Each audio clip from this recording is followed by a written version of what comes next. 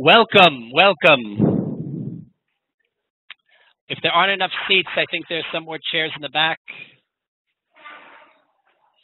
Oh, what a nice crowd.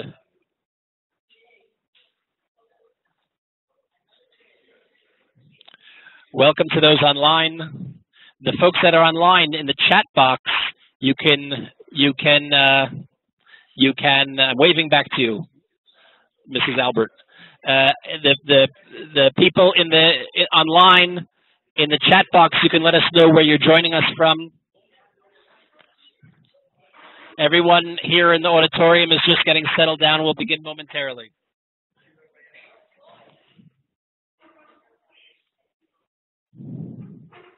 Welcome.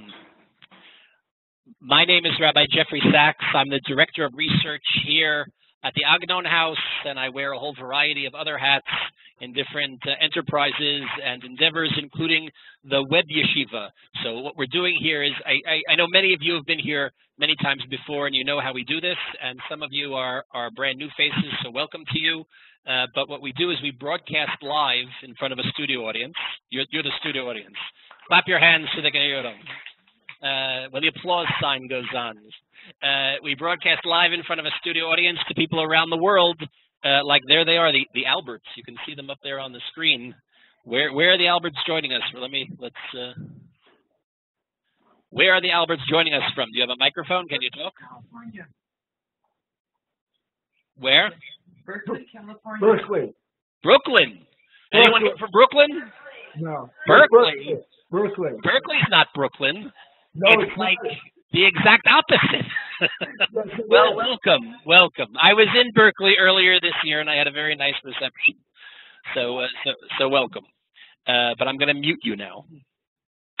So we have people online and both joining us live from around the world, and where we'll be watching the recording. And I invite you to visit us on webyeshiva.org to see the whole variety of other courses and classes and shiurim that we offer all around the clock, all around the world, all around time. But here we study, of course, the writings of A-Ag-Agn-Agnon.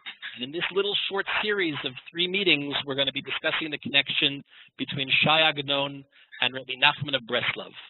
Now, I've given a series of talks on this topic a number of years ago. Some of you were there. Jay was there, but he'll insist that he doesn't remember, so it's okay. He's not going to feel that he's not getting his money's worth, that he's just watching a repeat. But hopefully in this series, we'll revisit some things we spoke about a number of years ago and add a few new insights. Tonight, we're going to have a kind of overview, an introduction to the topic. And then in the following 2 weeks, what we'll do is we'll read a story from Agnon and a piece of teaching or story from Rebbe Nachman of Breslov to try to understand the matrix of interconnections between the two. And I will be sending out the materials for people that wish to read in advance. It's not mandatory. It won't affect your final grade. But if you want to read the material in advance, you can do so. Those of you online will get the material automatically. And those of you that come live, if you'd like to receive an email with the stories, so you see this clipboard there? Write down your name and your email. Even if you're a regular, you come every time, so give me your email so I'll know to send you the materials for this course, and pass that around and make sure I get it if you want to get the materials. I would just mention by way of paid advertising, we are leading, many of you were with us last summer when we went to Uman. Well, we went to Ukraine, but we went to Uman. For the purposes of our conversation tonight, Uman is the relevant, the resting place of Rebbe Nachman of Breslov. So this summer, we're leading a tour to Lithuania and Latvia. And it just so happens that we've been sold out for months already, but we just had a cancellation. If anyone is looking for a fabulous, you can ask Rifki. She's completely objective. She'll give us 2 thumbs up from last summer's tour. If anybody'd like to join us for a week and a bit in Lithuania and Latvia, July 24th to July 31st, either for a couple or for a single or for 2 singles. Please let us know. First come, first reserved. And there's some here. We can even pass these out. Either joining us from outside of Israel or from inside of Israel. It's a really fabulous tour with great guides and wonderful people and even good food. So if you'd like to join us on that, this is your opportunity. The dates are July 24th to July 31st.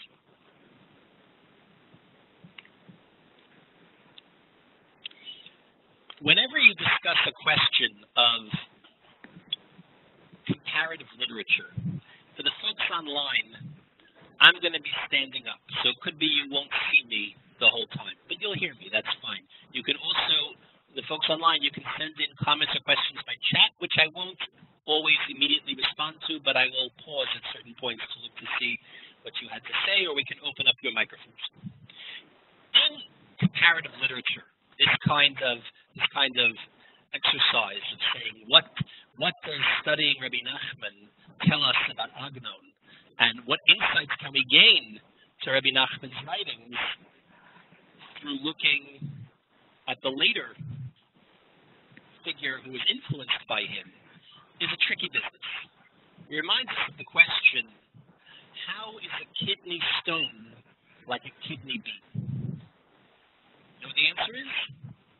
It's not at all. They just happen to share a name.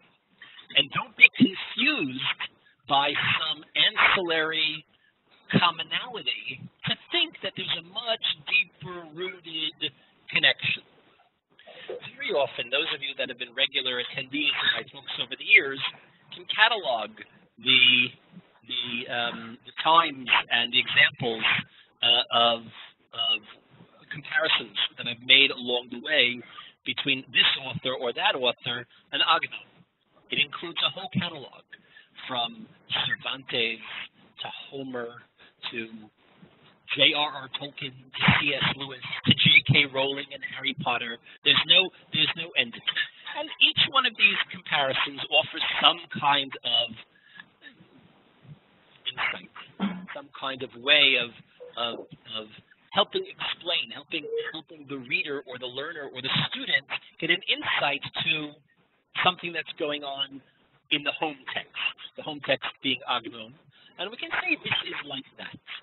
Do you remember the story Maaseh Ha'ez? If you don't remember it, you should review it. That will be on the final exam. Maaseh Ha'ez, Agnon's classic story of the young boy from Poland who makes his way magically to the land of Israel. He finds a magic cave pulled along by a goat, and he magically can get from the bitter diaspora all the way to near Tzfat, and he exits, and it's almost like Dorothy leaving Kansas black and white and opening the door to Technicolor Oz.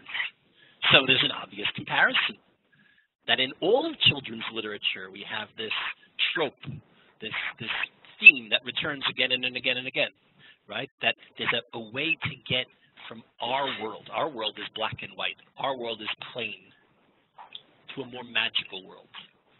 Alice falls down the rabbit hole or goes through the looking glass.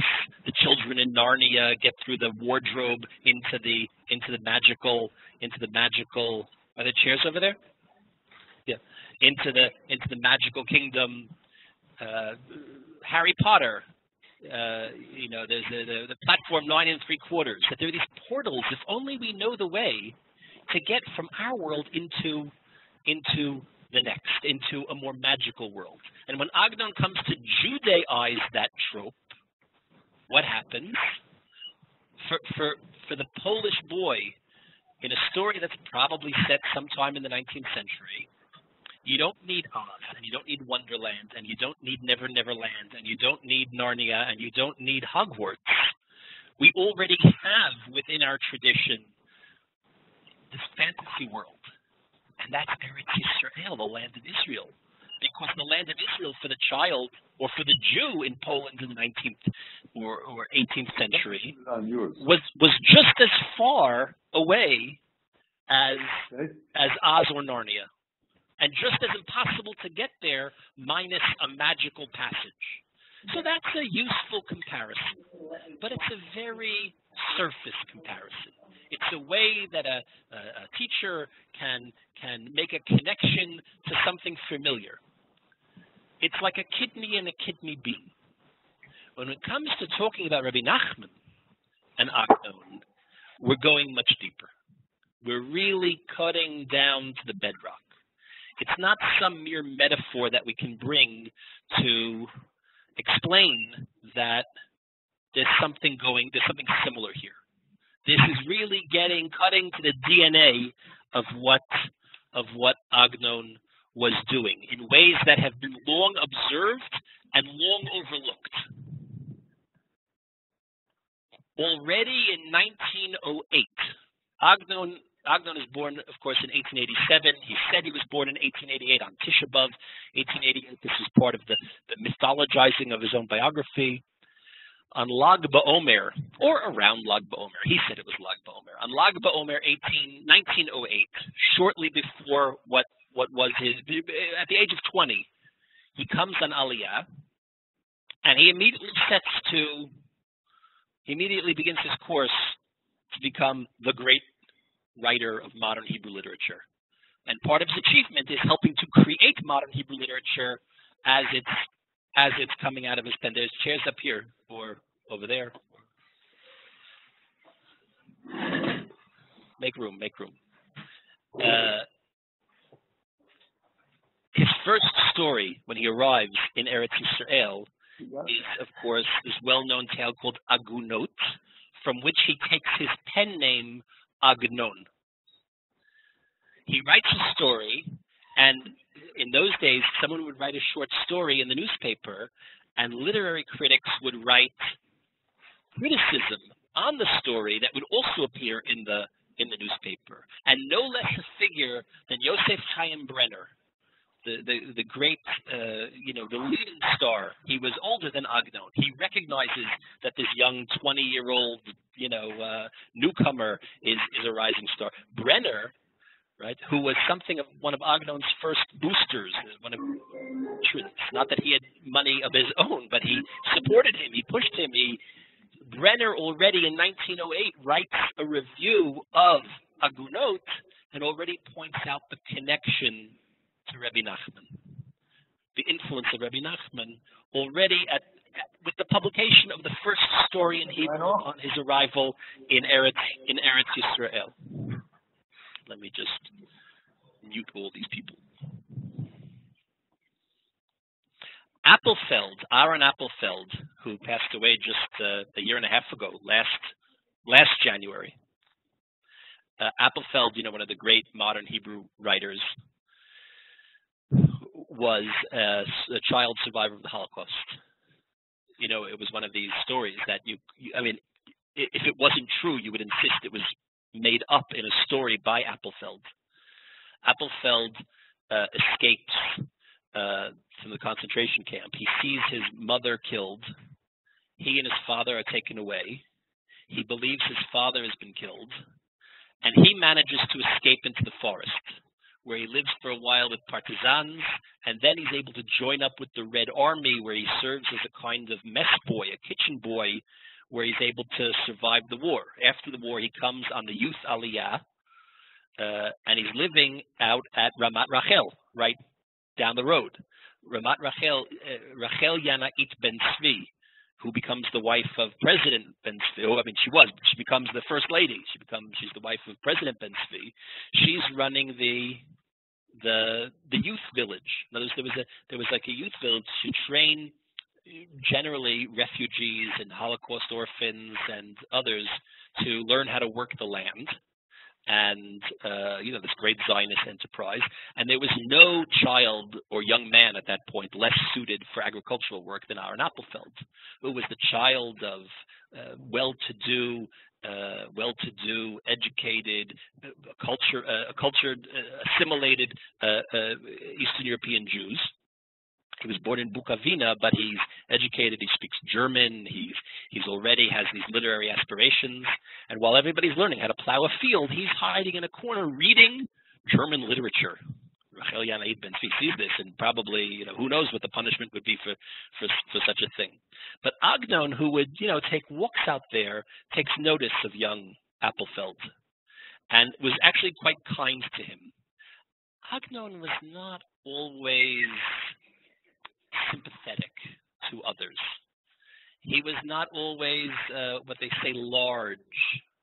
He didn't misfargain. You know that word in Hebrew, misfargain? There's no good translation for it. It's the opposite. You know, in German we have this term Schadenfreude, the pleasure you get at someone else's pain or tsaris.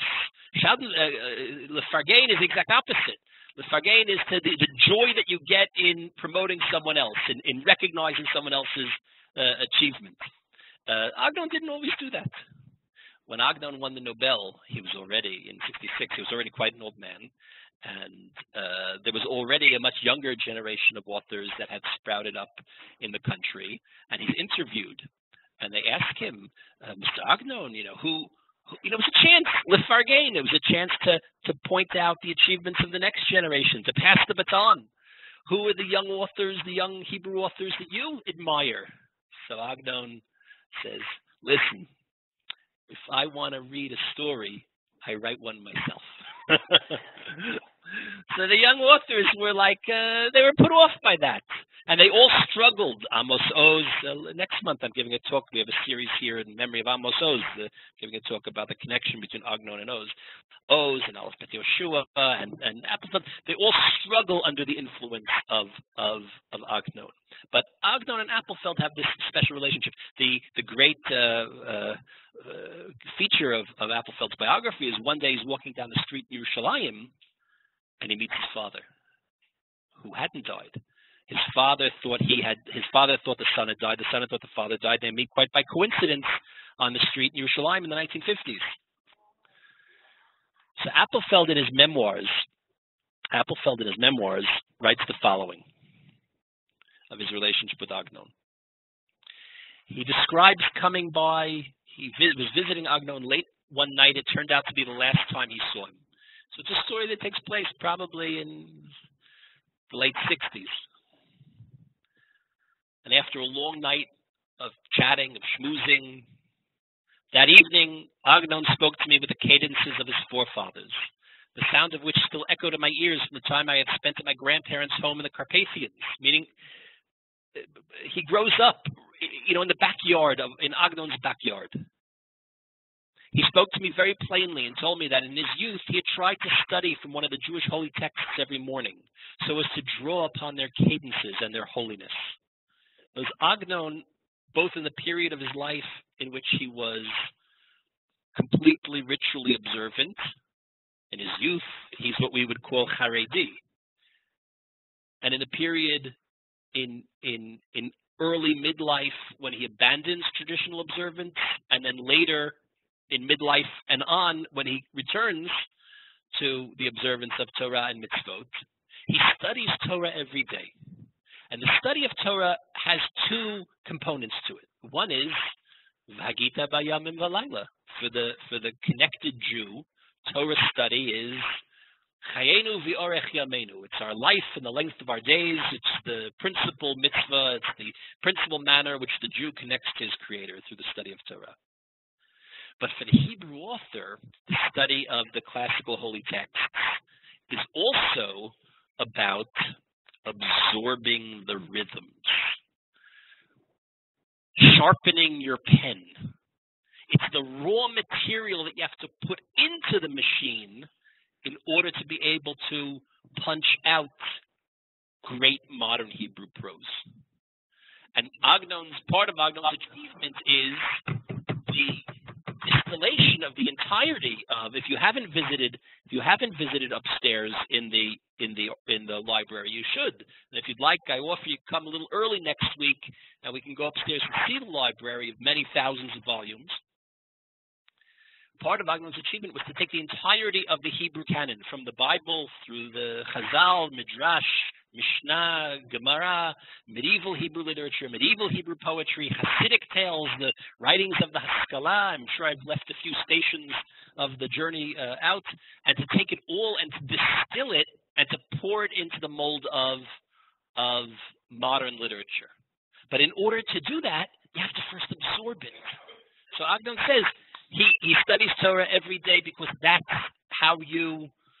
where you get the raw material from. He couldn't always manage it. Sometimes the books would confuse him.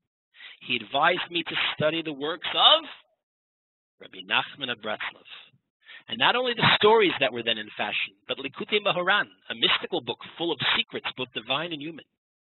As he spoke to me, something glowed within him, and I realized that this was an altogether different Agnon, one who still roamed his and my native land, the Carpathian Mountains, where the Baal Shem Tov had walked with his pupils. That evening, he felt that it was important for me to learn where I had come from and where I had to go. In other words, he says to him, Appelfeld, your problem is that when you were young, instead of sitting in the Beit Midrash, you were busy hiding in the forest, running away from the Nazis. And that's not your fault. But, Rachmanis, that you didn't have that opportunity. And if you want to be a great Hebrew author, you have to learn Torah. Now, Appelfeld was not a conventionally religious Jew. I mean, I would say he was a profoundly religious person, but he was not Orthodox. But he studied Torah every day. And I remember sitting with him once in his study, and he pulls down Likutei Moharan, and he pulls down Sichot Haran, and he pulls down Chayei Haran, the classic books of Breslov Hasidut. Each book was held together with more tape than pages, and each page had underlinings and scribblings, his own scribblings in the margins. He says, and I took Agnon's advice, and every day I try to study a page of Talmud or some Rebbe Nachman or other works of classic Jewish learning, because that's what you have to do if you want to be a modern Hebrew author. Now, it's Shvuah HaSefer this week Shvuah HaSefer HaIvri this week in Israel. For those of you abroad, they have book festivals and fairs in all the cities and towns with stands and hundreds of publishers and thousands of titles. You can find Hebrew literature written by people who haven't done this. When Agnon and Appelfeld say, in order to be a Hebrew author, this is what you have to do, there are more counterexamples than examples to this. But in order to be a great Hebrew author, they claim it's necessary. So on one level, this is Rebbe Nachman. Why does Agnon point to Rebbe Nachman? Now, in this statement that he tells Appelfeld, he could have said the rally. When Agnon goes to Stockholm to win his prize, he doesn't mention Rebbe Nachman. There's a section of the Nobel Prize speech where he discusses his influences. He points to the Rambam, Maimonides, as this great influence. But why does he mention Rebbe Nachman? What's Rebbe Nachman? So Rebbe Nachman is the ground floor of modern Jewish storytelling. Now, you notice I said Jewish and not Hebrew. We'll come back to that because it's not clear. Rabbi Nachman's teachings and stories, almost all of which were oral teachings and oral reportage of stories, were said over in Yiddish.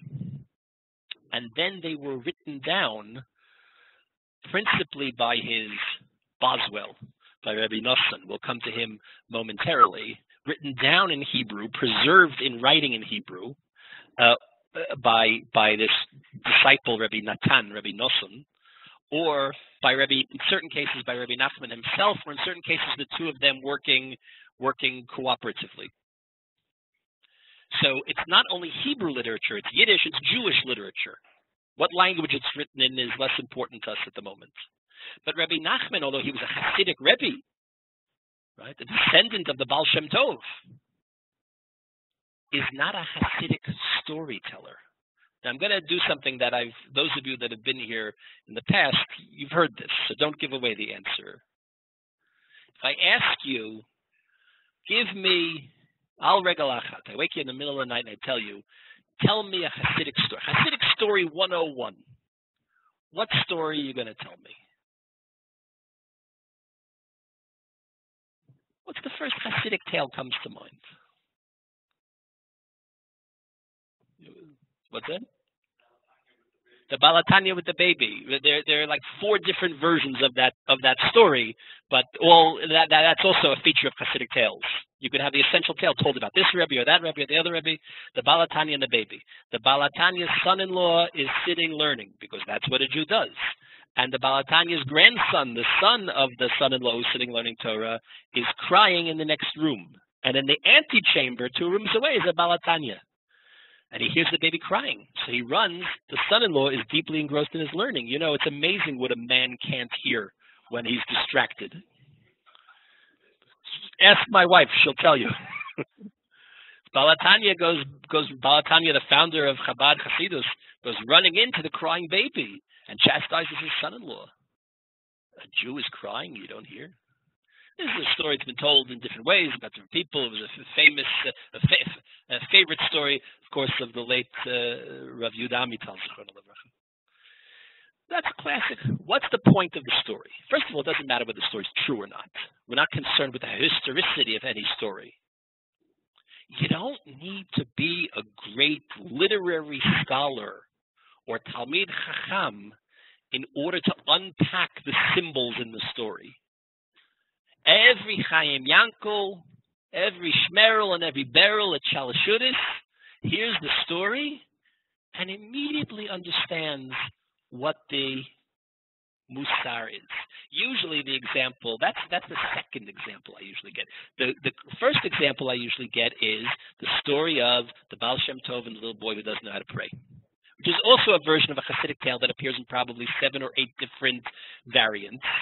One version of the story is, you know the story. Little boy doesn't know how to pray. His father brings him to shul. In most versions of the story, it's Rosh Hashanah. But the little boy doesn't know how to pray. So while everybody's davening in the klois, we were there this summer, right?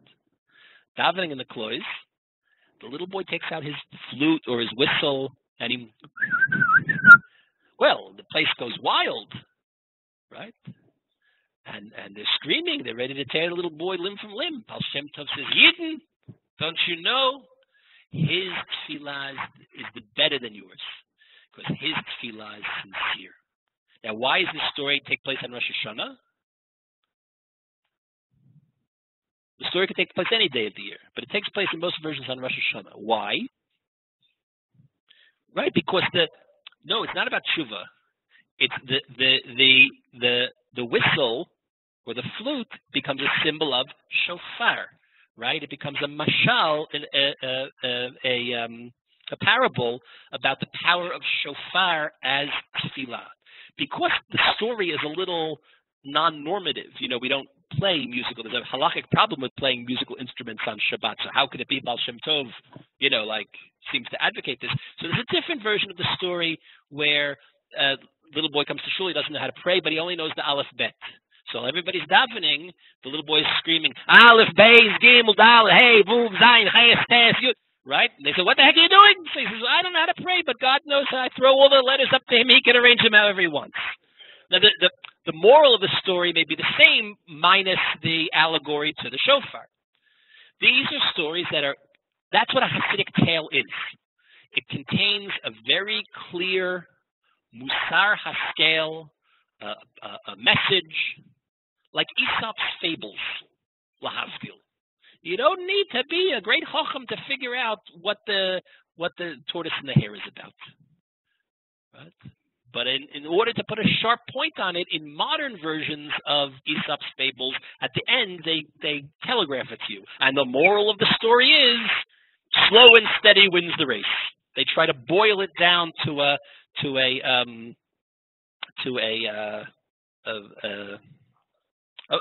proverb, right?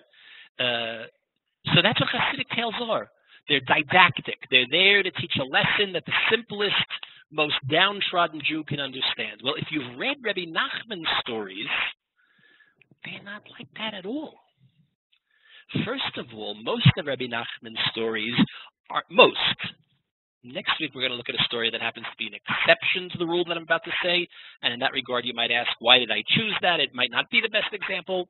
But most of Rebbe Nachman's stories are not even set within a Jewish milieu. They read more like Grimm's fables, kings and princes and magical beasts. And right, in most of the stories, at least on the surface level, you're not even talking distinctly about Jewish people. And they're fantastic. By fantastic, I don't mean, language gets all cheapened. Like, hey, how was dinner? It was fantastic, right? No, I mean fantastic in the realm of fantasy, right? Or surreal, where things don't, with in the logic of the story, things don't match up with the way we know the world works in the world that we occupy. Right? We'll come back. I'll give you an example in a moment.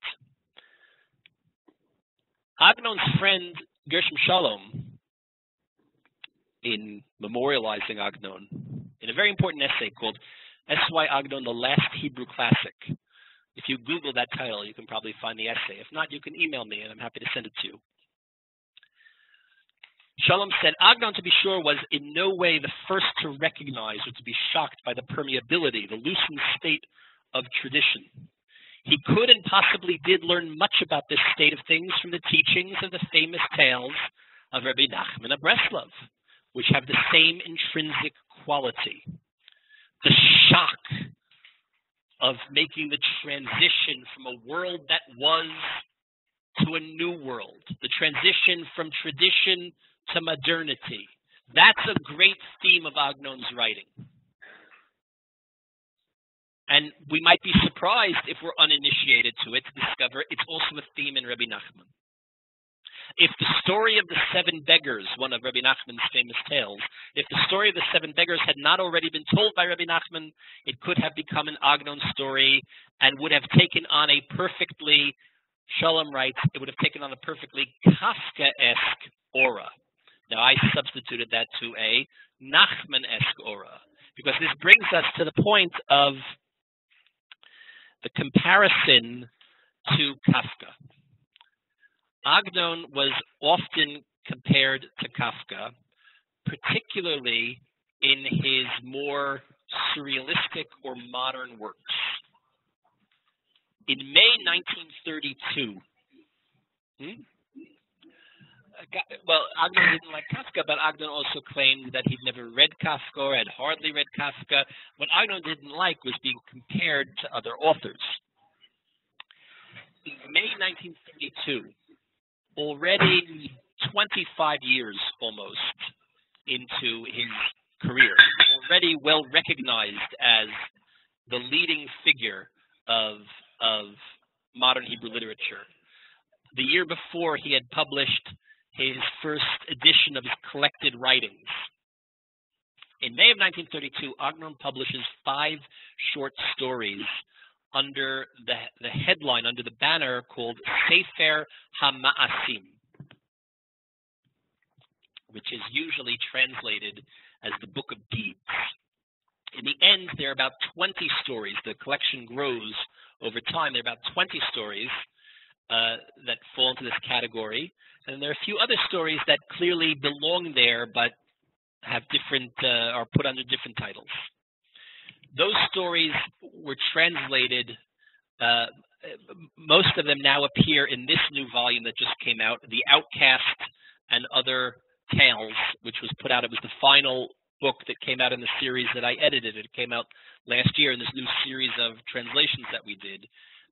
And in this book, there are about half of the stories, these modernistic tales. When Agnon publishes the stories in 1932, the world is shocked, meaning the world of his readers is shocked. Because until then, he was known as the master of the pious tale, neo-hasidism, retelling of the tales of the wise. If you've read his Achnasat Kala, the Bridal Canopy in English, which is this sprawling epic of Reb Yudel Chassid, of Brody, everything we were also there last summer, who goes out schnorring to raise money for a dowry, and along the way has all types of adventures. It was a story that was actually modeled on Don Quixote. The influence there is Cervantes and Don Quixote. But it reads as an anthology of wonder tales of old. That had been published, that was his first novel, and it had been published 2 years earlier. Suddenly, Agnon is writing these surrealistic, modernistic, nightmarish tales. His very important book on Agnon, Professor Arnold Band's very important book on Agnon is called Nostalgia and Nightmare. And he explores the tension between these two different genres in which Agnon writes. The nostalgic tales of the old world and the nightmarish modern tales of transition, of everything being out of kilter, right? Of things not working. Here we see the influence of Freud, right? There are tales, we've studied them before, in almost all of them, in almost all of these tales, you have a narrator who looks a lot like the author himself. He's a middle-aged Hebrew author living in Jerusalem, from Galicia, from Buchach. And he's got some simple task to accomplish. Very often the tales open on Erev Shabbat or on the eve of a holiday. You don't need to be a Yiddish mama to feel a little anxiety on Erev Pesach, but it doesn't hurt, right? And if you have a simple task like going out to burn the chametz, right? So we all know what that feeling is, that sense of it. There's a time, what time was Man Bircha? 10:32. You have to burn the chametz by 10:32, and on top of that, you got a lot of other things to do before we sit down to Seder in a few hours. And that idea that as you're heading out to do that, or a simple thing like catch the last bus or mail a letter, there's no way you're going to succeed. Something's going to get in the way. There's going to be some distraction. That's the condition of modern life, that we're torn between different duties and responsibilities. We try to live simultaneously in two worlds and don't do proper service to either. And there's a scene in one of these stories the story is called The Last Bus, where he has to catch the last bus, otherwise he's not going to make it back home. And not to make it home, what's home? Home is safety. Home is authority. Home is tradition. And he's running, and it's like that. Everyone has had this dream, because if you open up Freud's interpretation of dreams, it's right there at the beginning. The dream of impeded motion. You're running, maybe something's chasing you, and you can't move. The ground is not moving under your feet, no matter how fast you're moving. Or the dream, the related dream that you I hope it wasn't mention of Freud that caused him to run out. You try to scream and nothing comes out. It's like that great surrealistic painting, The Scream, right? And sometimes it happens that you actually, in your dream, you're trying to scream but nothing comes out. But in real life, you are screaming, right? And you wake yourself up, or your spouse wakes you up because you're screaming in the middle of the night, right? This idea of it being impeded in what you're trying to do, right? So that's Freud, right? And the influence of this modernism is there present. So Agnon's writing these stories, and people say, Kafka, it's the influence of Kafka. Now Agnon made this outlandish claim. Never heard of the guy. He didn't actually say that. He said, I never really read him. He said, my wife tried to get me to read him,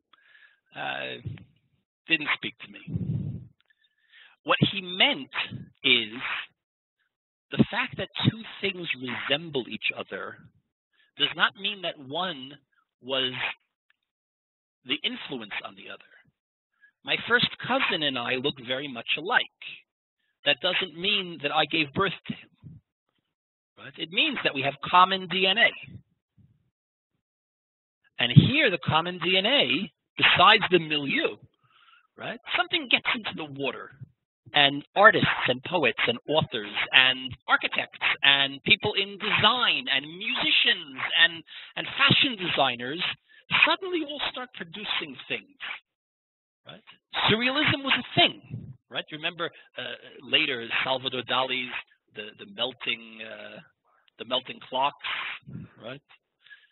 Surrealism is a thing, and it gets into culture, and it influences in mysterious ways things across cultures at the same time. What's the common DNA of Agnon and Kafka? And Agnon was writing in a Kafkaesque mode long before he would have found Kafka. Long before and as I told you already, this is identified by Brenner in 1908, long before anyone would have heard of Kafka outside of Prague. Right? They both are influenced by Rebbe Nachman. Kafka reads Rebbe Nachman in Buber's German translation and acknowledges the influence of Rebbe Nachman on his own work. Now that doesn't mean that Rebbe Nachman was the only influence either on Agnon or on Kafka, but there's some common DNA. So when we talk about influences and connections and inspirations, the question is not whether or not two things look alike. It's whether or not the comparison is useful. The comparison to Kafka is not useful, even though there's a book. It's on one of these shelves, Agnon and Kafka, Beit Agnon and Kafka, where you point out there are common themes. There are things that look alike. Just like a kidney bean and a kidney stone sound like they're connected. There are other comparisons that are much more useful. But among the reasons the comparison to Kafka is not completely useful, it's interesting, but it's not completely useful to our understanding of either, is because of all the things that separate them, that differentiate them. In Kafka, for many years, Kafka was not considered a Jewish author. He was considered a Pragian author writing in German, right? But the Jewish side was greatly overlooked. That has come to certain reassessment in more recent years, for reasons we don't have time to go into. But think about it. If you only know one story of Kafka, you know Metamorphosis, right? Gregor Samsa wakes up one morning to discover that he's a bug, a cockroach. And what happens when you have a cockroach? Well, might that say something about the condition of German Jewry? Right? German Jewry, and here I remind you of Amos Elon's very important book, The Pity of It All. Do you know this book? Amos Elon has a very important book called The Pity of It All. It's a portrait of German Jewry from the moment Moses Mendelssohn enters Berlin through the Swine Gate, because Jews were not allowed to enter through the main gate of Berlin. You could only enter with permission, with a certificate, through the back gate where the swine are let in, coming to seek education, right? And the beginnings of the Jewish Enlightenment. And how the Jews go in Germany from being allowed only through the swine gate to being at the apex of every field, of every endeavor in German life. Music and art and literature and government and science and medicine and economics, and you name it. There are Jews there at the top until the ark comes full circle and they're once again let out like animals to the slaughter. And it's a beautifully written book, and it's told through portraiture. Each chapter focuses on gives a vignette of a different figure from German Jewish history. It's a fabulous book. But even before we know how German Jewry ends, how European, Kafka wasn't German. He wrote in German. He lived in Prague. He lived in Czechoslovakia. But even before we know how the story ends, Kafka dies in 1924, you understand, right? We understand that the metamorphosis, the idea that somebody can be transformed into a cockroach, is precisely what happens to German Jewry. So there's been a reevaluation of how Jewish Kafka's writing is. But classically, he was not considered a Jewish writer. Right? Is what makes somebody a Jewish writer. In other words, if you're a Jew and you write a story, that doesn't make it a Jewish story.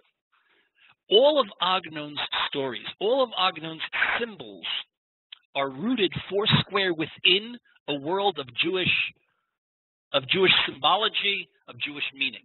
None of Kafka's are. Right? None of Kafka's take place within a religious sphere. All of Agnon's does. Even Agnon's stories of sin and transgression are profoundly religious because they take place within a world of Torah and mitzvot.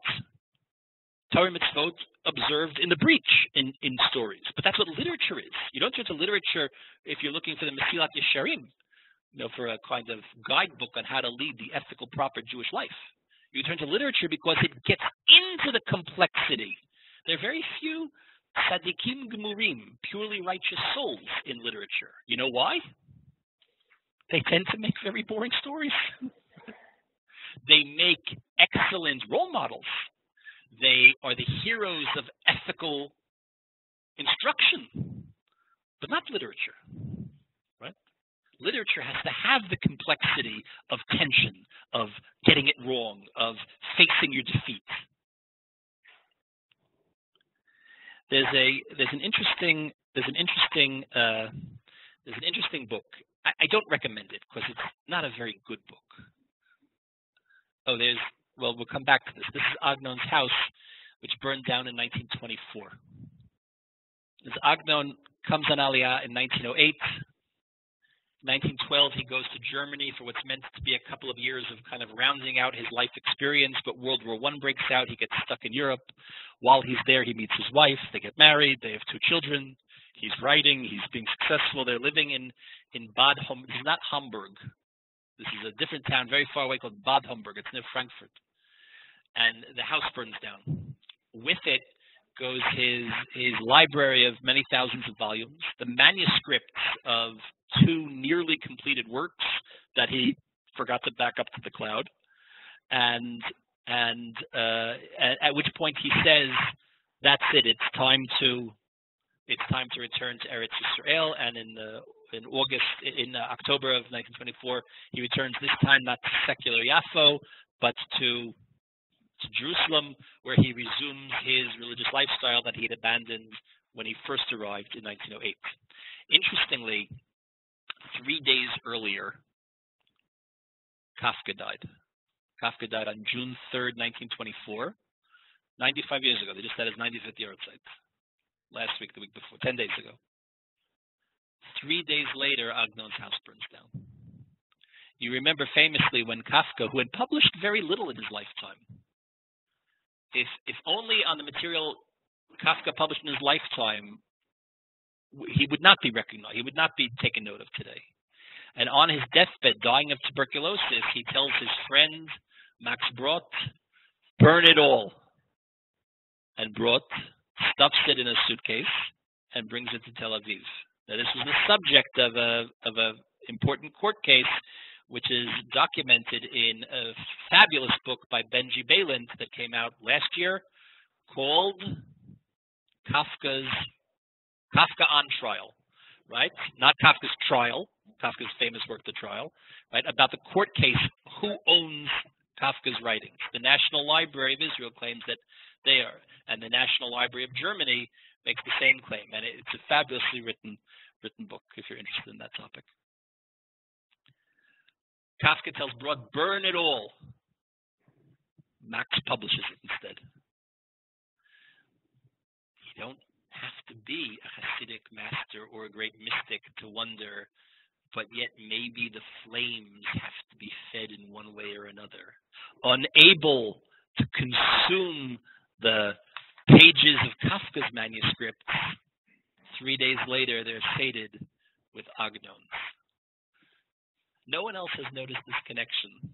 I must publish it before someone steals the idea from me. Shokin was also, yes, there was also the connection of Shokin. Shokin is Agnon's publisher. He also is a supporter of Kafka. Kafka's writings in English are still published in America through Shokin, which is now technically Random House. But yeah, no, there were all types of interconnections. They never meet. Kafka and Agnon never meet, but they're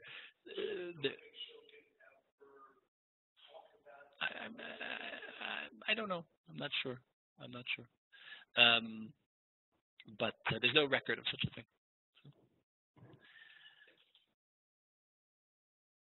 So there's this book called Burnt Books, Rebbe Nachman of Breslov and Franz Kafka by Roger Kamenetz. Again, I mentioned it. It's not a very good book, but it's an interesting one. It's a comparative read of Kafka in light of Rebbe Nachman. Unfortunately, the author is not competent to read texts in any language other than English. So all of his knowledge of Rebbe Nachman comes very secondhand. But nevertheless, he does point to very many interesting parallels. But there's this lovely evocative line where he says, it's somewhat autobiographical. He explores this topic through his own biography and his own kind of personal journey. That's the way people write books these days. He wrote a different book, this Cabinet. He wrote that book about, I forget what it's called. He went to go see the Dalai Lama. The Jew in the Lotus. Yeah, the Jew in the Lotus, about the Jews going to the Dalai Lama. But he's got this very evocative line where he says, what if all of our reading is secretly a sacred journey in which learning to read deeper deepens the reader? I'm not sure what that means, but I'm fascinated by the idea. And it certainly represents something of my own reading, writ large, and it might be a very apt description of what Jewish reading is, right? Jewish reading, whether you're reading, because reading sometimes means learning, right? Learning is not the same as reading. But even Jewish reading, learning is you sit with the Daf Gemara, you sit with the Rambam, or you sit with the Parashah, with the Chumash, right? It's not reading like you read, who's that cheap novelist? I was in the library in Efrat the other day, and who's that woman? She writes all those books. Not Naomi Reagan. What? Danielle Steele. Yes. Danielle Steele. And I was looking for a book in the S section. And I saw that she's got like 5 cabinets of books. And they're all like these little paperbacks. They all look like they've been eaten up and chewed through. So how could it be? Somebody told me afterwards that there really is no the Danielle Steele is a factory of people typing, like the monkeys typing away trying to get Shakespeare, right? There's a factory of people punching out these books under the name Danielle Steele, right? So I'm not talking about reading like that. But you read Agnon, you read Kafka, you read things that are really worth reading. And I understand, like you're sitting on the beach in the summer, you want to read something. You don't go to the beach to read Kafka, right? You don't sit by the pool to read Rebbe Nachman. But real Jewish reading, where you have to think about the text, whether it's a secular text or it's a holy text, right? That's the kind of reading that's meant to deepen. And in that regard, all of the characters in our story, right? Rebbe Nachman, Agnon, Kafka, Lahavdil, even Freud, these are readings that we go deep in order to deepen ourselves. On that afternoon that I sat with Appelfeld, when he pulled the books off the shelves, it appeared to me quite at random, although maybe he had rehearsed it before, or maybe I wasn't the first to come to ask. But at random, he points to 2 passages in Rebbe Nachman. And he said, read these. If I'd given it to you as an unseen, you might have very well, maybe changing a couple of identifying details here and there. If I'd given it to you as an unseen, you may very well have thought it was a story written by Agnon. So unfortunately, neither of these texts are available in translation. But I'll quickly run through it. These are the texts you have in your hand, the people in the audience. There's a work called Chaye Mohoran. Mohoran is Rashi Tevot for Morenu Harav Nachman, Rebbe Nachman, right? Our master and teacher Nachman. Chaye Mohoran is a kind of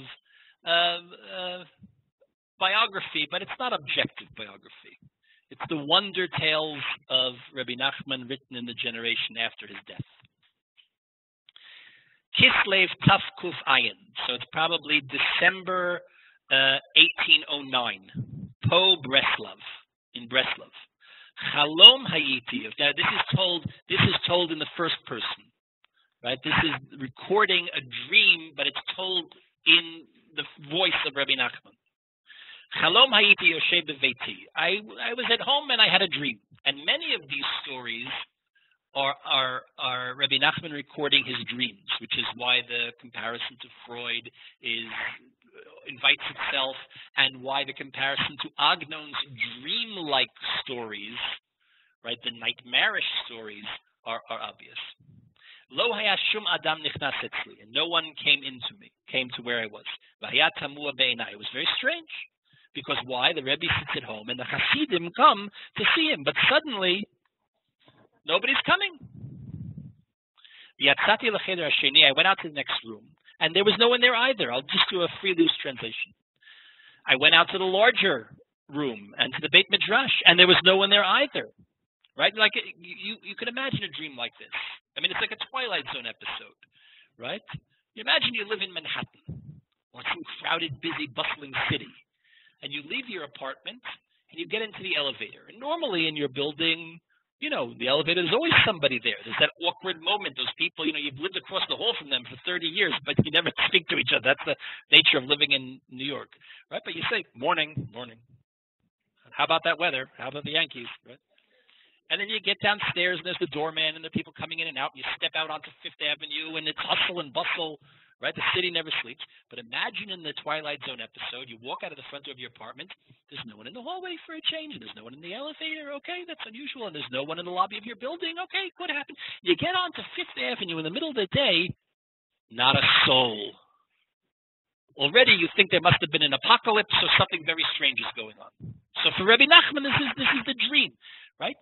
There's no one in his private chamber. There's no one in the antechamber. And he goes to the Beit Midrash. Town is empty. I sat and I went out into the world to see what's going on.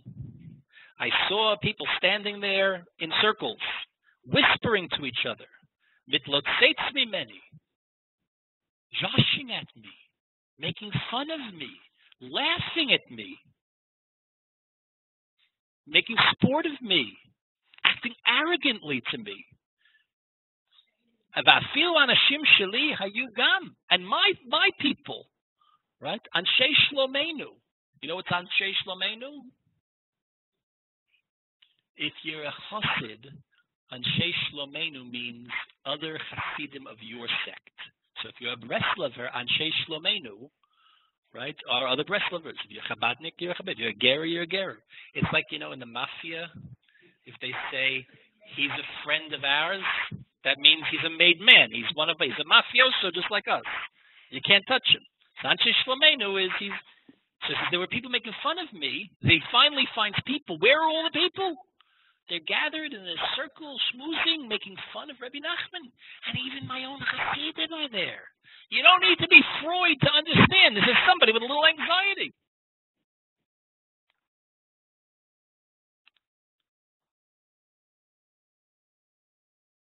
So I called one of them and I say, what's going on here? And he says to me, Nachman, how could you do such a thing? I had no idea what they were talking about. So I asked him to go and gather up our people. And he went from me and I didn't see him anymore. Like, imagine the Rebbe says, gather the crowd. Right? The Rebbe says, like, you know, get the Hasidim together. And he turns his back, he walks away from me. It's unimaginable. So I sat alone. I didn't know what to do. I thought maybe I should travel abroad. I have to get out of town. So I leave. And to this other place that I come to, this other district, same thing happens. And they're talking about me. So I sit down in a forest. And 5 people, 5 of my Hasidim, gather around. And I walked with them in the forest, and we sat. And when we needed something to eat, we would send one of them to go and buy or purchase or bring whatever we needed. And I asked, when you go into, here we are outside of civilization, the forest in Hasidic tales and in Agnon is the place of kind of being off the grid, outside of civilization, away from culture. I remind you of the story Sipur Pashut. Now, we read Sipur Pashut here, when? Not long ago. Not long ago. Agnon's great novel, Sipur Pashut, which is a tale of a young man's descent into madness. Now, madness is a central theme in Rebbe Nachman's teachings. Rebbe Nachman himself suffered from depression. According to Arthur Green in his biography of Rebbe Nachman called The Tormented Master, Nachman suffers from manic depression. And he even makes a claim, which is a little hard to support, that you can even track his passage from mania into depression, because all of the Torot, all of the teachings of Rebbe Nachman are dated. This story, we know, this dream took place in December 1908, 1809, right? So you can see when he's up, when he's down. Agnon, in Herschel, in Sipur Pashut, in Simple Story, Herschel, this young man who goes mad, who goes insane. Well, it's not clear exactly why. There are at least 4 possible reasons that the story supports. That's very Agnonian. It's very indeterminate. You don't know exactly why he goes mad, but at least from the surface reading, it seems he's suffering from terrible heartbreak. And where does he have his mental break? In the forest.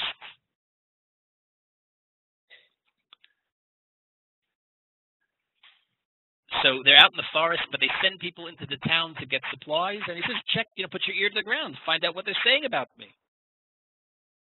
If things have quieted down. And he answered, Lav ki adayin harash chazak ma'od. They are still talking about you and doing it loudly. Well, while we were sitting there, one old man came and called me and said that he has something to tell me. I walked with him and I started to talk to him. He tells me, Ha'ata ta'aseh kazot ve'ech ein ata mitbayesh b'fnei avotecha neged zkenecha Rabbi Nachman neged zkenecha Baal Shem Tov. How could you do such a thing? How could you? Aren't you ashamed? How could you sin this way and bring disgrace on your grandfather?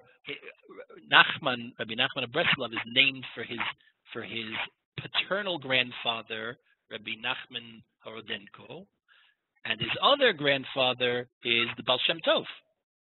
His great grandfather is Baal Shem Tov. You bring disgrace on your illustrious ancestors? You should be ashamed. You should be ashamed of the disgrace you brought on the Torah of Moshe Rabbeinu and on Avram, Yitzchak, and Yaakov. This reminds you of Kafka's trial, right? How does it remind you of the trial? Right. In the trial, Joseph K. is put on trial, and the worst part of it is they never present the charge. He doesn't know what he's on trial for. And when he's taken out to be executed, he almost doesn't even mind going to his death. He just minds. He doesn't even know why. Right? That's another story that you could read in light of the Shoah. Right? So here's all these people. Suddenly Rebbe Nachman, he's cast aside, and he doesn't even know why. Uviyoti yoshev sham yashafti atzmi machar she'ani yoshev kan zman rav kazeh yecholim lishkoach legamrei et halimud. I'm sitting alone in the forest. When a Jew is alone in the forest, he can forget his learning. So he sends somebody to go get a book. He says, go into town and find something, a Chumash, a Gemara, or something, right? A Jew has to learn. A Jew without learning, a Jew without a sefer is like a fish out of water. And they can't find a book to bring him. Because in order to do it, they would have to reveal why they're doing it. Now, this is an element which is lifted almost straight into a story in Agnon's Ir Umlo'ah, about a rabbi who has to go hide in the forest and he doesn't have books. Right? As Agnon lifts this element in a story called Hamevakshim Lehem Rav, in search of a rabbi. It's in Agnon's Ir Umlo'ah. In English, it's in a city in its fullness.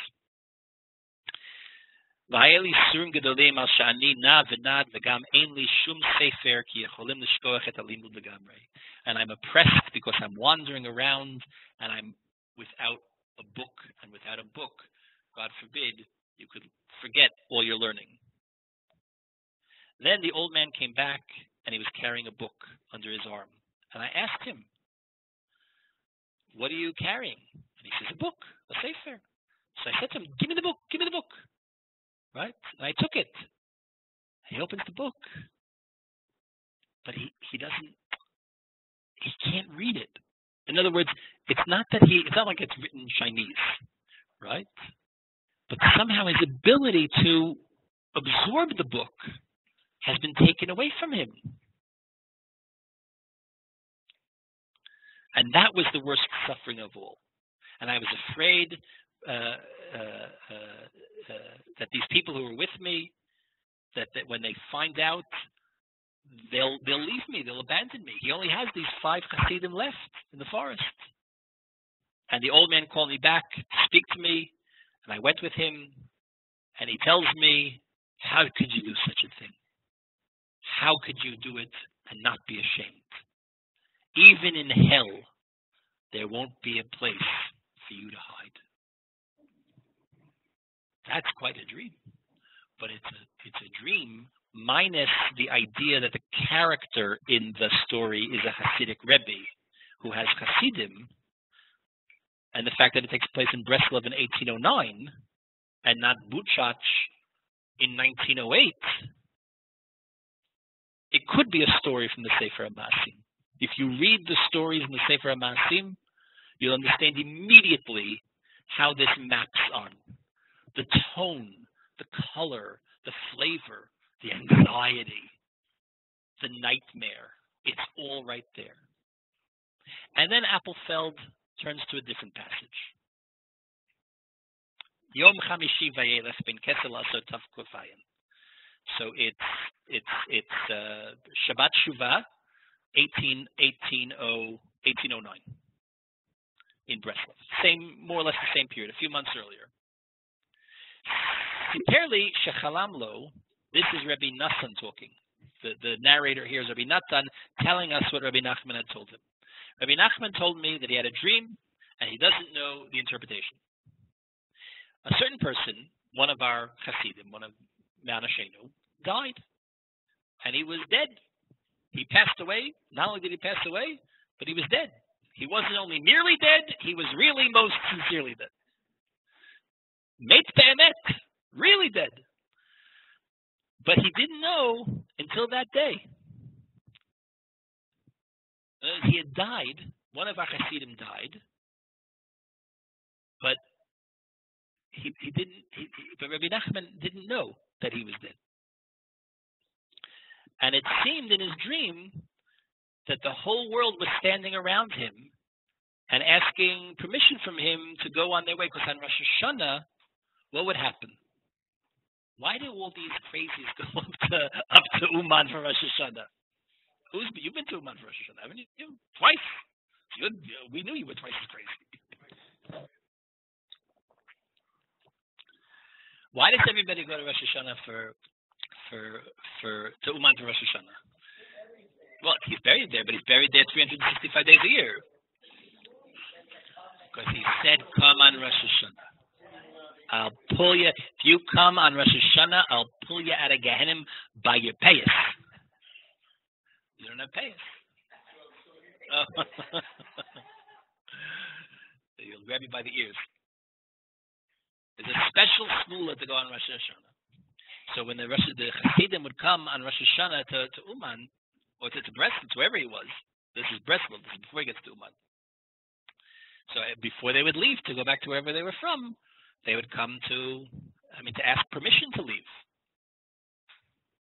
So everybody's coming to ask permission. But that man, the dead guy, was also standing there. And Rebbe Nachman asked him, how come you didn't come for Rosh Hashanah? I didn't see you during Rosh Hashanah.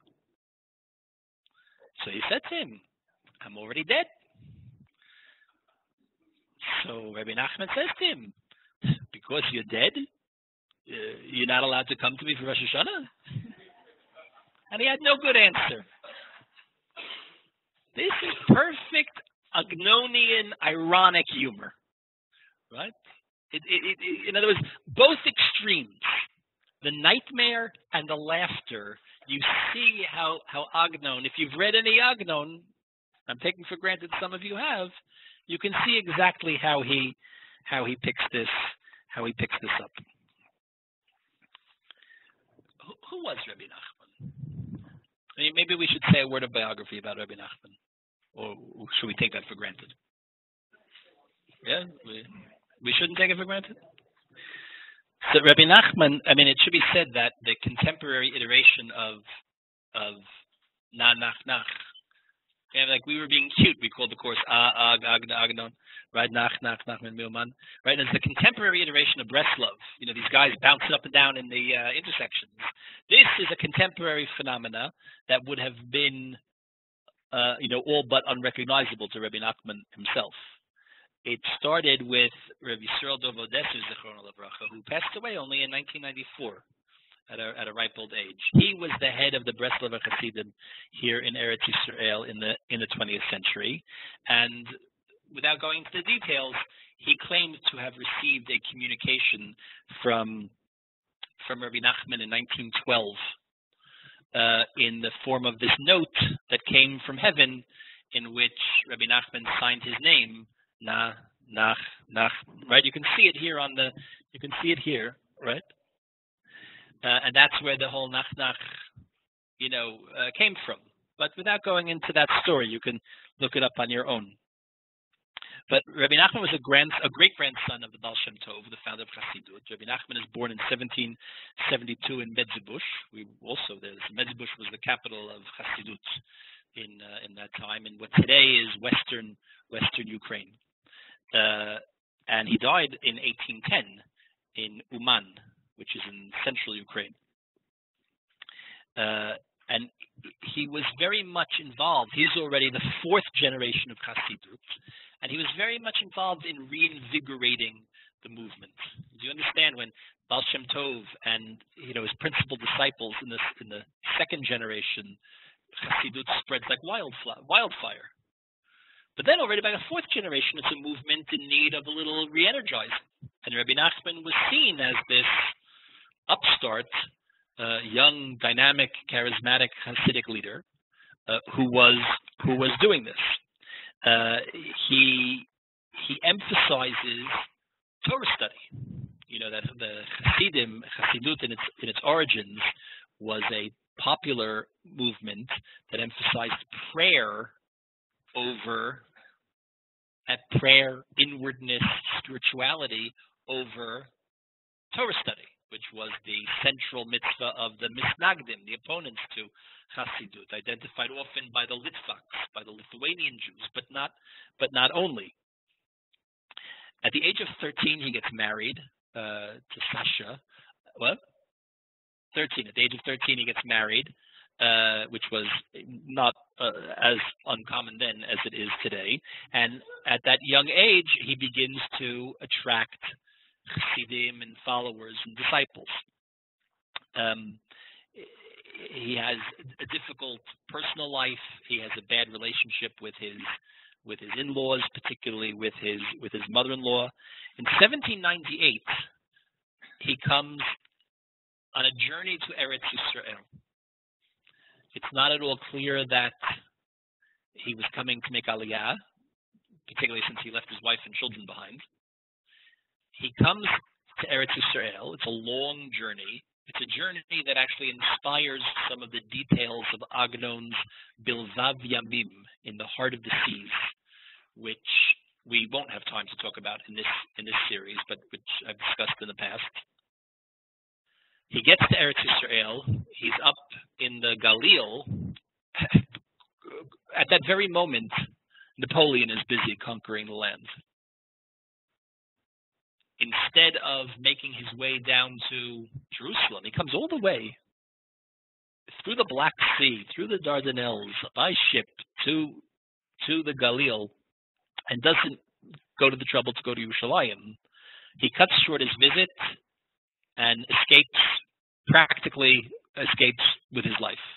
Along the way, the ship he's on is captured by pirates. He has to be ransomed. It's quite a story. Around 1800, returns to what today is Ukraine. He has a conflict with another Hasidic Rebbe. Now you understand that part of the way Hasidut worked was that it was very localized.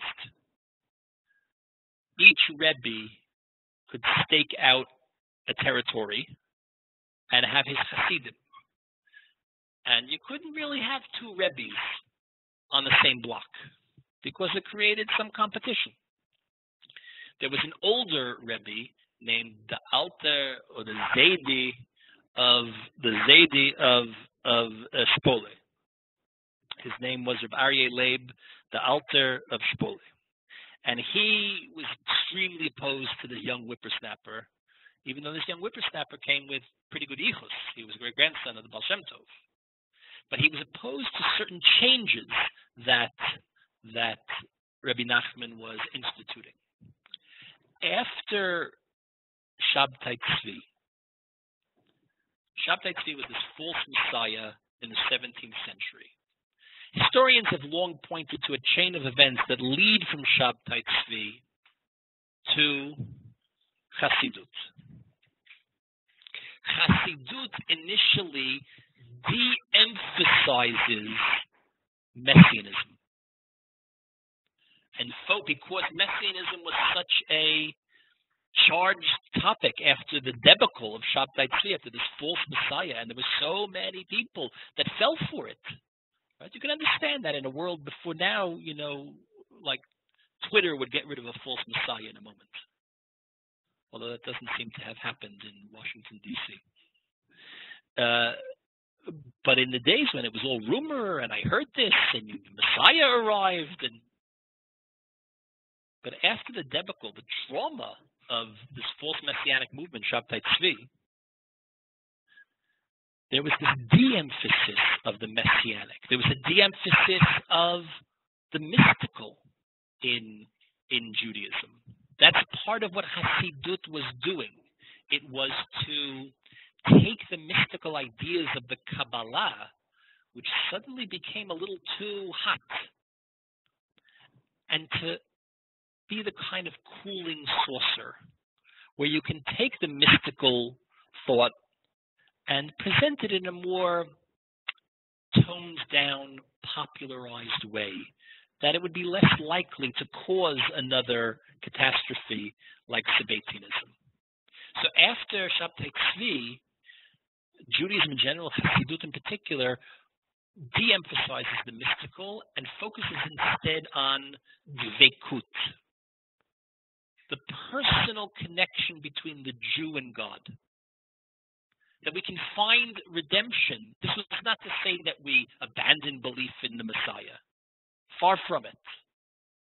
But that we can find redemption within, through righteous deeds, through personal connection to God, through prayer, right? Through the person of the Rebbe who is not confused for the Messiah, who is not confused for Moshiach, but is somehow a conduit to help lift me up to get closer to God. Rebbe Nachman reintroduces an emphasis on the messianic with, and this is seen with great suspicion. And the Alta of Spole, this other more senior Hasidic leader, is a fierce opponent of Rebbe Nachman, causing him to have to move his territory. He ends up in Breslov, where he gets the name of Breslov, where he meets Rebbe Natan Sternhartz from Nemirov. Nemirov is a town very close to Uman. Nemirov was the center of the worst pogrom in Jewish history up to the Holocaust. We were there. In Nemirov today, the leading vodka brand in Ukraine is Nemirov vodka. And when you go on a tour, the bus usually stops at the factory store of the Nemirov vodka. You can buy these big bottles of vodka very cheap. It's on a lake where they draw the water from to make the vodka. In this lake, during the Gzerot Tach 1648-49, thousands of Jews were drowned and shot. Right? And now the Jewish tourists to Uman stop at that lake in order to buy vodka, which has been distilled with the water of Jewish martyrs. I was outraged when the tour bus stopped there last summer. I didn't buy any of the vodka. But when someone poured me a little, I must confess I drank it.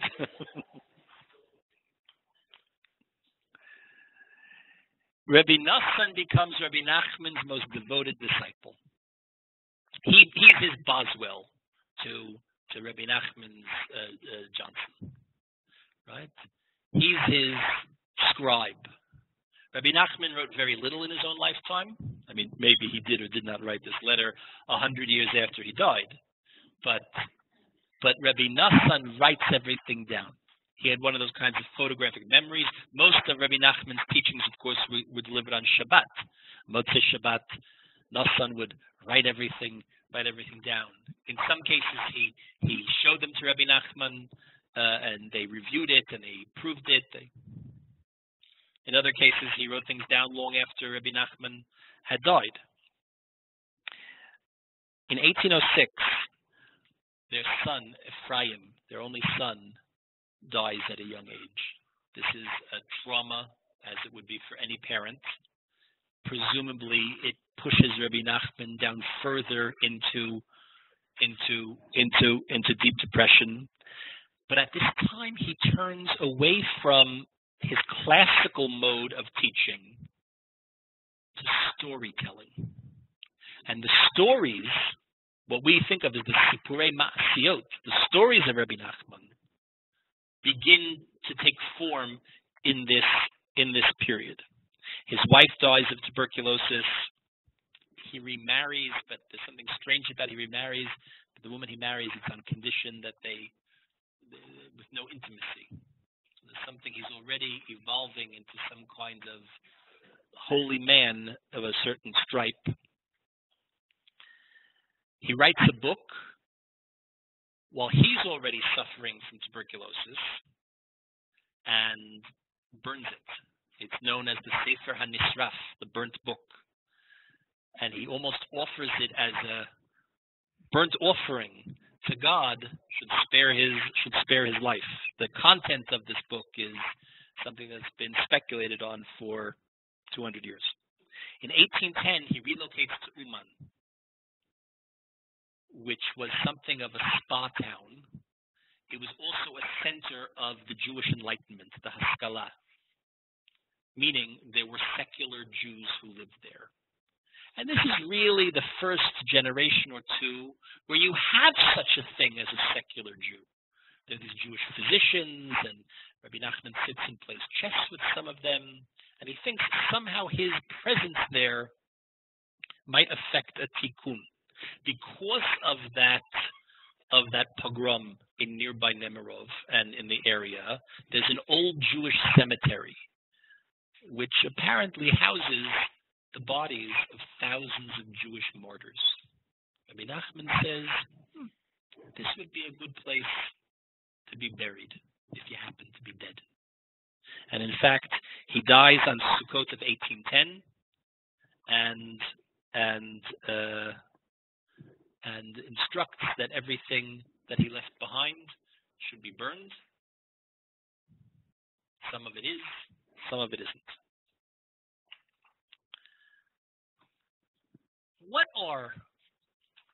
Before we really can understand what the comparison, I apologize, I realize it's a little late, but we'll try to finish up quickly.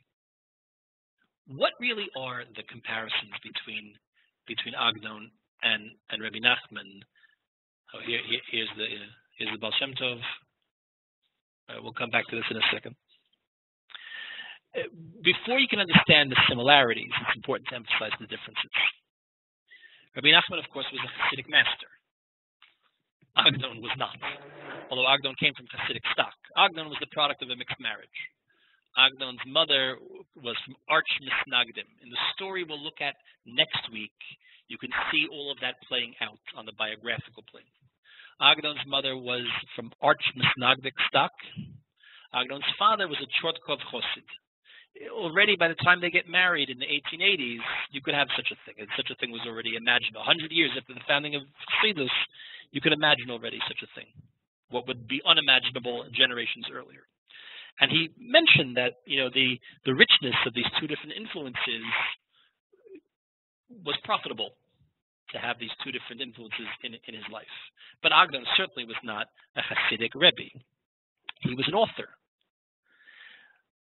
Rebbe Nachman's stories are crafted with some kind of didactic purpose. In that way, they are like hasidic tales, even though in form and genre they're completely different. The tales are there to instruct. Agnon's impulse as a writer is aesthetic, is artistic. He's not there. He's not the Mor Nevuchim, right? He's an artist. And even if his stories are rooted in the world of traditional Judaism, right, they're literature. They're not works of Jewish ethics. Rabbi Nachman comes to the stories from a point of, Rabbi Nachman comes to his teachings from a point of profound faith, even though it's very clear that Rabbi Nachman wrestles throughout his life with doubt. Agnon comes to his writing from a place of cheshbon with God. Amos Oz's somewhat problematic book on Agnon's stories is called Shtikat HaShamayim, the Silence of Heaven, Agnon's Argument with God. Agnon Mishtomem al Elokim. Right? I find his reading to be stretched, but there's no doubt that Agnon comes to it. Again, it's 200 years later. It's a different Jewish world. It's a different world entirely. But Agnon comes to his stories from a place of kind of cheshbon hanefesh with God, God who is no longer present in our lives in the way that he was to the generations of old. Meaning we do not perceive God. Even those of us of faith do not perceive God in the world in the way that our ancestors did. Faith in the modern world. This is the theme of Agnon's Achnasat Kala, the bridal canopy, which depicts a person of pure, simple faith, but depicting the world of someone with pure, simple faith through the prism of we who do not have pure, simple faith. In the modern world, even people of faith have to earn their faith. They have to work for it in ways that generations of old may have been able to take for granted. And that means it's something else entirely. Part of the strength of the Haredi world is the illusion that they create that there's still such a thing as simple faith. But they know that it's the illusion. That's okay. Every community creates illusions for themselves. That's part of the story we tell. It's part of what gives religious movements power, the stories that we tell. But in the Haredi world, they create this illusion that things are as they always have been, even though they know that that's not historically true. But they choose to live as if it is. But even in the Haredi world, faith today has to be earned, because no matter how insular you are in the Haredi world, you know that there are other worlds. We just build taller walls. But once upon a time, a Jew could imagine that the borders of his shtetl were the whole world. And there were a few goyim around to light the candles on Shabbos afternoon. It's a different reality entirely. Agnon is coming to it from a different perspective. Rabbi Nachman's stories have an air of optimism, right? Even in the depths of his depression, he teaches us mitzvah gedola liyos b'simcha liyos b'simcha tamid. It's a great mitzvah to always be happy, even when it's really hard to be happy. Agnon's stories come from a place of pessimism, maybe even a drop of cynicism. Many of Rebbe Nachman's teachings aim for a happy ending, even when it's out of our grasp. Zeha'ikar lo lefached klal. Do not be afraid. Agnon's stories often end in a very indeterminate manner. Particularly the modern stories, the stories in this collection, the Sefer HaMaasim, the stories that are most Nachmanesque, Kafkaesque. They end, and you don't know, did he catch the last bus or didn't he catch it? Did he mail the letter on time? Didn't he mail the letter on time? Right? Did he manage to get ready for Shabbos before it was too late or not? And you're just standing cliffhanger, right? Like many dreams. You wake up before you find out what happened. For Rebbe Nachman, of course, the stories are a kind of way to embed Kabbalistic ideas, Kabbalistic teachings. Agnon, who, if you visit upstairs in the library, you'll see his large collection of all of the Kabbalistic literature, which he uses, was not a Kabbalist. And if he uses Kabbalistic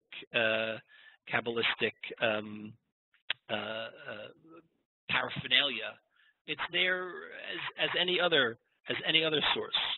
For Rebbe Nachman, the Kabbalistic, the mystical, gets turned into what appears to the reader almost like a fairy tale, and usually in this kind of larger world, princesses and dragons and monsters. And for Agnon, you're always rooted within the Jewish world, even in the most fantastical of Agnon stories, where you have talking animals, you have sentient animals that interact in the story. Most famously, Balak, the dog in Tmol Shom, or the fish in Mazal Dagim. These are very Jewish dogs and fish. Balak is a dog who runs around the streets of Beit Agnon. He's got a real Yiddish cup, right? He can be mefalpel with the best of them. When it comes to Rebbe Nachman and Kafka, of course, there are, in some ways, more similarities. Both were very sickly and thin. Both deal with depression. Both have quarrels with fathers or with father figures. They both have a kind of ascetic attitude, particularly to food and to sex. Agnon was not ascetic. Agnon was a vegetarian, but he was not an ascetic.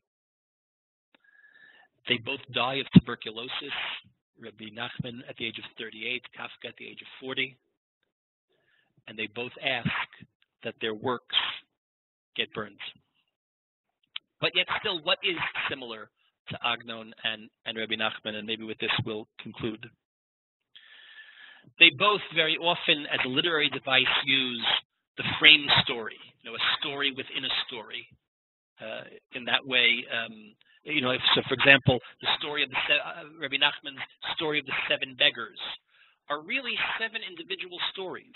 I mean, you might think that it reminds you of the Canterbury Tales, right, where each night a different pilgrim tells their tale, or of Don Quixote, or of Agnon's Hachnasat Kala. That's a frame story that holds individual tales. If you were to remove any one of them, you wouldn't do damage to the larger story. It's like an accordion. You can stretch it out further or you can compress it. They both are interested in the Haskalah, the Jewish Enlightenment, and more so in secularism. What does it mean for the Jew to enter a new reality? What does it mean for Judaism to live in a world where tradition has to be a choice? Agnon lives at the end of this process. He's active at the beginning of the 20th century, when Jewish assimilation had already begun to bump up against its limits.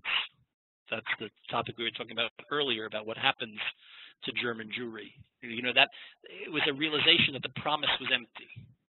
Right? There's that idea that if we'll just be German enough, they'll accept us. Turned out it was a false promise, because no matter how German we'll be, right, a little bit of Jewish blood is enough to get us sent off on the trains. But the idea that that both of them, both Agnon and Rebbe Nachman, explore in their writing the three great isms: Judaism, secularism, and even Zionism. Even though it's anachronistic to talk about Rebbe Nachman and Zionism the way we think of it as a political movement, for Rebbe Nachman, Eretz Yisrael remains this kind of central focus, and what it means to be in the exile, what it means for the Jew to be removed from. Well, we just had Shavuot. So Shavuot, we all know the famous rabbinic midrashic idea that God and the Jewish people are like husband and wife, and the mountain lifted above our head was like the chuppah, and the Torah itself was the ketubah. And where do we set up our first apartment, these newlyweds? We're meant to set it up in Eretz Yisrael. So if God and the Jewish people are husband and wife, well, we're not divorced, but we could use a little marriage counseling because we haven't been living together in our marital home for 2,000 years, for 1,800 years in Rebbe Nachman's day, right? Something has gone wrong, and therefore the Jewish people are in the category of what? An aguna. Agnon's first story, from which he takes his pen name, Agunot, is an exploration of that theme. Agnon's story, Agunot, is not really about Agunot. Not Agunot the way we colloquially use the term today.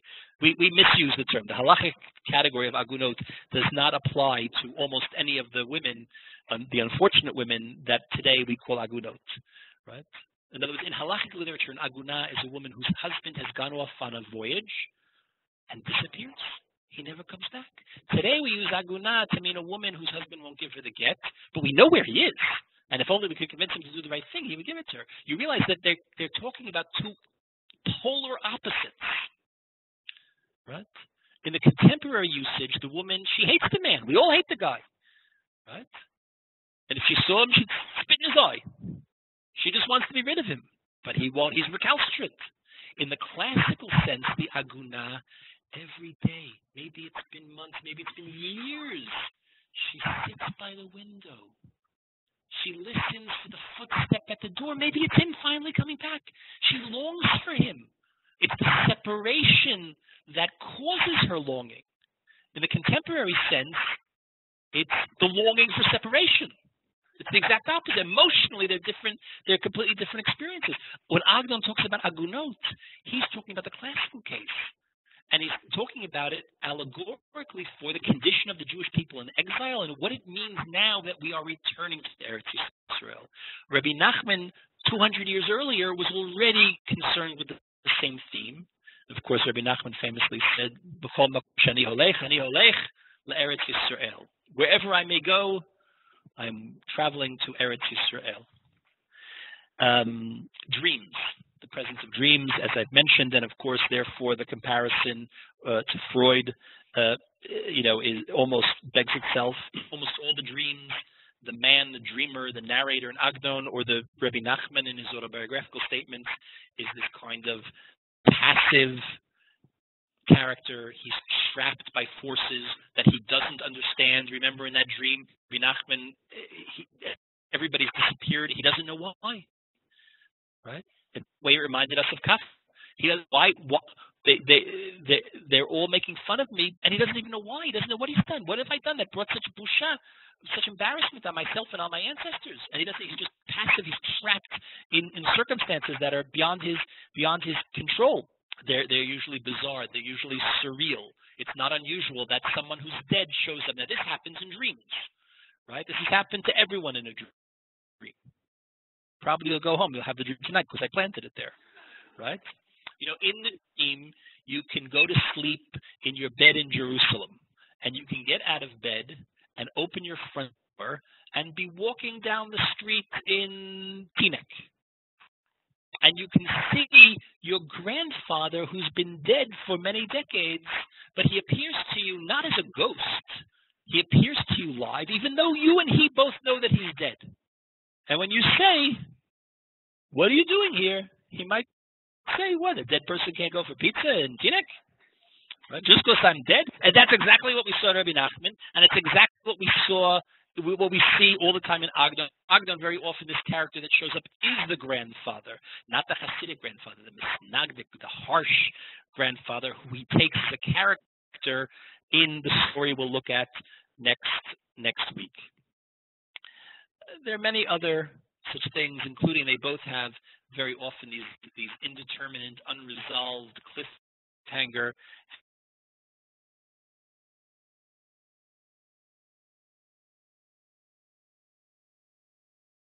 endings. They both with senses of guilt, obligation, and of course the idea of the burnt books. Rebbe Nachman wanting his books burnt, Agnon spending 50 years, 45 years, trying to reconstruct what's lost, trying to gain that fame. That's the mark of a modern author, not of a hasidic Rebbe. There's more to be said, but we'll cut it out now. Maybe we'll include it next week. That's what the chicken is doing here. The chicken reminds us of Rebbe Nachman's most famous story of madness, which is sometimes published as the Rooster Prince or the Turkey Prince. But we'll talk about that next week. Again, if you want to receive the materials, I apologize for the lateness.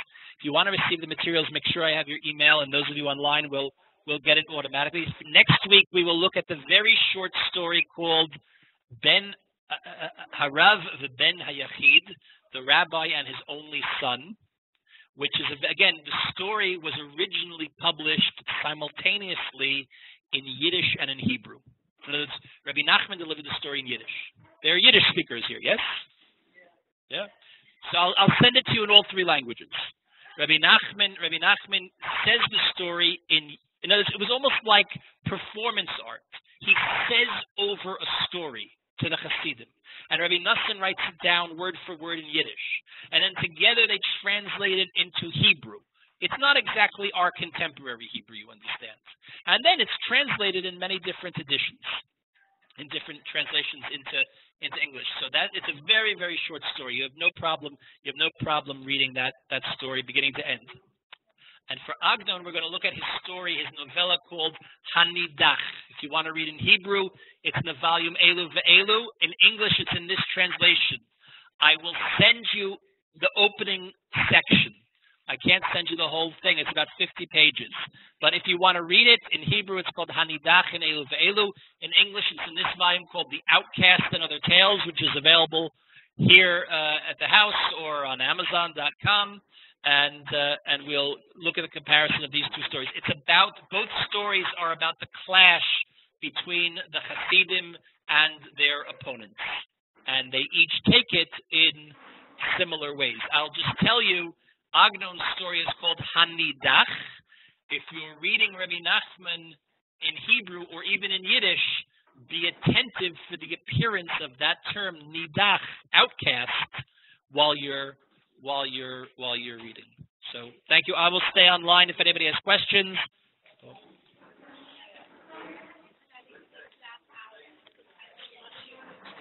Web yeshiva.org. Yep.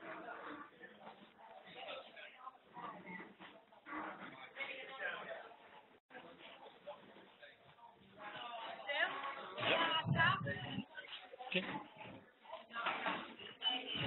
Okay, sir. Thank you to the folks online.